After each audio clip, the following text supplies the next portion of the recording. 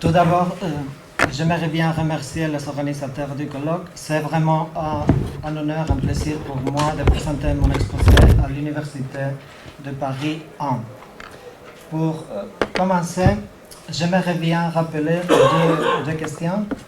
La première, c'est que les instruments qui adoptent l'Organisation internationale du travail, qu'il s'agisse de conventions ou bien de recommandations, ne créent des effets juridiques que dans la mesure où les États membres acceptent de les incorporer dans leur système juridique. Et il faut aussi rappeler l'idée que les conventions de l'OIT peuvent être assimilées à des traités internationaux multilatéraux ouverts à la ratification des États membres. Traditionnellement, les juristes en Espagne ont pu utiliser les conventions internationales du travail dans le raisonnement juridique ou dans l'application du droit, peut-être pour plusieurs raisons, et certaines sont communes aux autres pays. Peut-être que les juristes ont cru qu'un système juridique développé, par exemple celui de l'Espagne ou la France ou l'Italie, va au-delà des normes minimales établies par l'Organisation internationale, ou bien, dans certains cas, il y a eu un problème par rapport à l'application directe. On n'a pas bien compris qu'est-ce que c'est le concept ou la nature self-executing des instruments internationaux, ou bien encore, on a eu une méconnaissance, une difficulté à connaître des instruments, parfois c'est très technique. Malgré tout, la situation a commencé à changer ces dernières années. Et peut-être la raison principale est qu'avec les réformes mises en place dans tous les pays pour lutter contre la crise économique ou pour faire face à la globalisation, on réduit les standards minimums de protection. Et donc, on a eu cette idée qui a été évoquée ce matin, des normes internationales comme un dernier rempart pour faire face à cette tendance d'instrumentaliser le droit en ayant seulement une vision purement économique.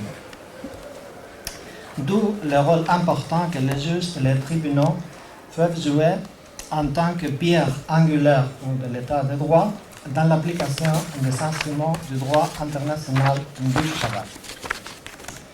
Je vais diviser mon exposé en deux parties. Dans la première, je vais analyser les instruments de l'OIT en tant que source de l'ordre juridique interne. Et dans la deuxième, je vais traiter des instruments de l'OIT à travers la jurisprudence. Concernant la première partie, il faut tout d'abord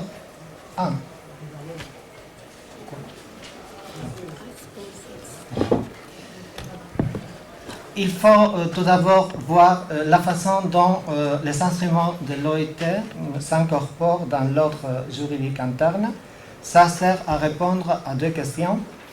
Les instruments du droit international sont-ils applicables sur le territoire national en tant que normes internes que les citoyens peuvent invoquer auprès des juridictions et des autorités?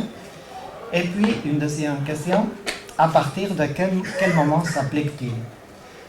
Ces questions sont répondues en Espagne depuis 1974 par le Code civil tout d'abord, et puis par la Constitution, l'article 96 alinéa 1er établit la règle, et ça s'applique aux conventions de l'OIT, que les instruments internationaux sont partie intégrante de l'ordre juridique interne une fois que ces instruments sont ratifiés et publiés au journal officiel. Je ne vais pas entrer dans des discussions sur si le système en Espagne est moniste ou avec quelques éléments du système dualiste ou d'autres questions comme par exemple ratification mais pas de publication. La publication ajoute, ça vient du principe de publicité, c'est comme pour la convention collective par exemple, il faut que les citoyens sachent qu'une nouvelle norme est apparue dans l'ordre. Cette norme vient de l'ordre international, mais déjà incorporé à l'ordre interne.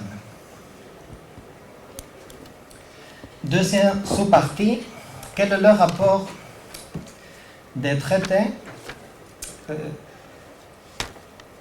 par rapport aux autres normes de l'ordre juridique interne? Donc, quel est le rang normatif des traités? Ici, je vais résumer un peu l'état de discussion. Il est clair que la Constitution établit que la Constitution a une force supérieure aux traités internationaux, mais il n'y a pas une prévision sur le caractère hiérarchiquement supérieur ou pas des traités par rapport aux lois nationales. Donc il y a une discussion entre les auteurs qui pensent qu'on applique ce qu'on dit le principe de hiérarchie ou bien un principe de compétence pour régler cette question.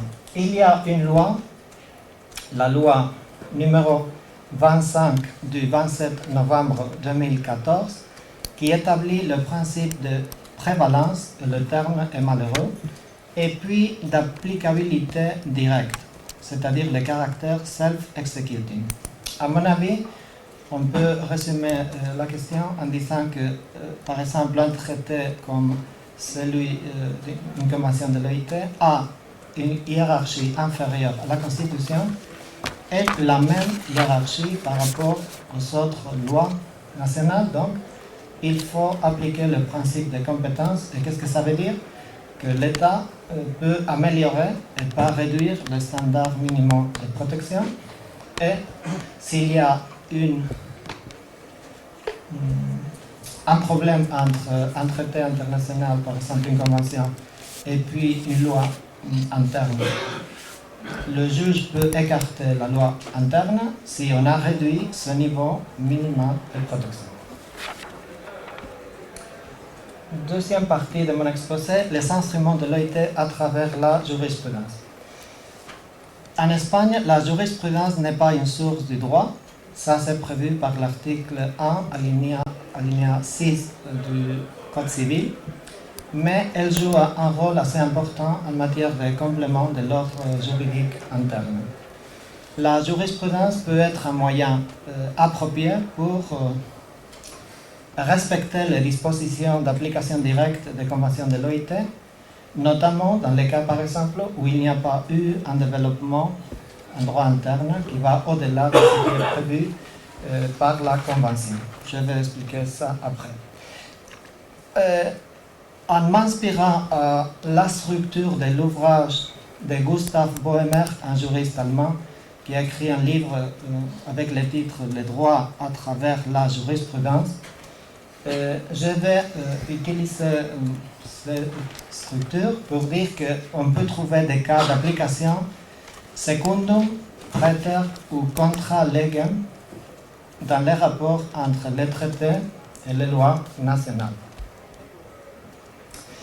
Et ici, je vais faire une distinction entre les principes et les règles. À mon avis, les principes sont les idées fondamentales de l'ordre juridique.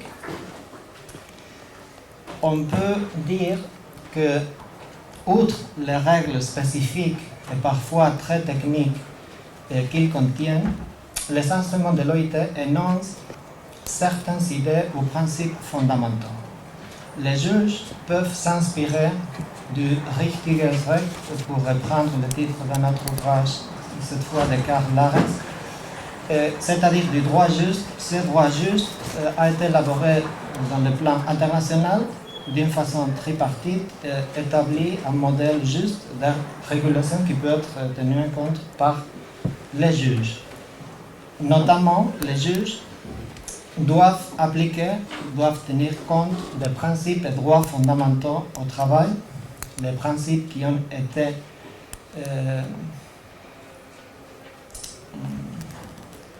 énoncés par la déclaration de 1998. Mais aussi, on peut dire que cette déclaration du centenaire, qui d'ailleurs n'est pas si décevante comme on peut le croire, ouvre la porte à la reconnaissance aussi de la sécurité et la santé au travail comme un véritable principe et droit fondamental.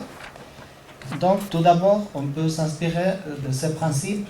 C'est pour ça que dans la Constitution espagnole, par exemple, on dit, c'est l'article 10, alinéa 2, que les droits fondamentaux reconnus par la Constitution doivent être interprétés selon les normes internationales de protection des droits fondamentaux, y compris par exemple les conventions fondamentales sur la liberté syndicale et le droit à la négociation collective. Donc, cette dimension d'interprétation selon les principes est importante. À mon avis, la jurisprudence par principe peut également avoir lieu dans les cas d'application d'autres instruments de l'OIT, notamment ceux à nature technique, par exemple dans le domaine du licenciement. Si on lit la Convention 158 et la recommandation 166 qui l'accompagnent, on voit fixer là-bas certaines idées fondamentales, comme par exemple le droit de défense du salarié, qui n'est pas reconnu en tout cas en Espagne, ou bien le principe d'immédiateté dans l'exercice du pouvoir disciplinaire, c'est l'article 10 de la recommandation 166. À mon avis, j'écris sur ça, le principe de bonne foi, par exemple, sert à donner un contenu. On peut appliquer, selon la bonne foi, ces idées, par exemple, l'idée de respect d'un exercice suffisamment rapide ou raisonnable du pouvoir disciplinaire. Bon, les principes généraux remplissent en droit espagnol 3 fonctions. Ils sont le fondement de l'ordre juridique, un critère d'interprétation des normes, et puis une source en cas d'insuffisance de la loi ou de la coutume. C'est-à-dire, par exemple, si on ne trouve pas une loi applicable ou une coutume, on pourrait invoquer, par exemple, certains principes qui découlent des instruments internationaux. Concernant les règles, il y a 3 possibilités. Donc, je dis déjà qu'on peut trouver une jurisprudence secundum legem, c'est-à-dire des cas où les instruments internationaux renforcent la loi nationale, ou bien par exemple une application dans des cas où il n'y a pas une prévision dans la loi. Un exemple, chez nous on applique l'article 8 alinéa 2 de la Convention 132 sur les congés payés, qui établit que l'une des périodes de congé doit avoir au moins une durée de 2 semaines consécutives. Ça, ce n'est pas prévu par la loi et on applique sans problème la Convention internationale. Les problèmes, bien sûr, se posent dans les cas où il y a une application, où on pourrait avoir une application contra legem, c'est-à-dire une, comme dit, écartement, éviction, oui, de la loi nationale. Et ça, c'est un véritable problème. Un exemple chez nous, la convention numéro 1 de l'OIT contient une règle assez claire selon laquelle les heures supplémentaires doivent être majorées et le taux doit être au moins 25%. Ça a été supprimé en Espagne depuis la réforme de 1994. Donc, ici, il y a une règle internationale qui établit une chose qui a été supprimée par le législateur. Je vais conclure. Le juge national joue, à mon avis, d'une grande souplesse lorsqu'il applique les principes généraux du droit, extraits ou s'inspirant des instruments de l'OIT. En général, les cas d'application des règles seront des cas secundum ou praeter legem, mais on peut trouver aussi des cas d'une application possible de conventions contre la loi nationale. Et à mon avis, il n'y a pas de problème pour l'écarter si l'antinomie ne peut pas être résolue par des moyens d'interprétation ou d'autres. Pour remplir cette fonction, les juges devraient être sensibles à la pertinence des instruments de convention de l'OIT. C'est pour ça que le rôle des parties est très important. En général, je me souviens un prof qui tenait le cours, a dit les bons arrêts sont faits par les bons avocats. S'il n'y a pas une argumentation, par exemple, d'une convention de vérité, on ne peut pas peut-être l'appliquer. Et donc, les juges devraient avoir, pour reprendre la distinction de Pascal, un esprit de finesse en cette matière et devraient éviter une utilisation alternative du droit fondée sur une interprétation partielle et parfois arbitraire des instruments du droit international du travail. Il est aussi dangereux d'avoir de mauvais arrêts dans la matière. Donc, il faut bien tenir compte du droit international aussi, du droit national. Merci beaucoup.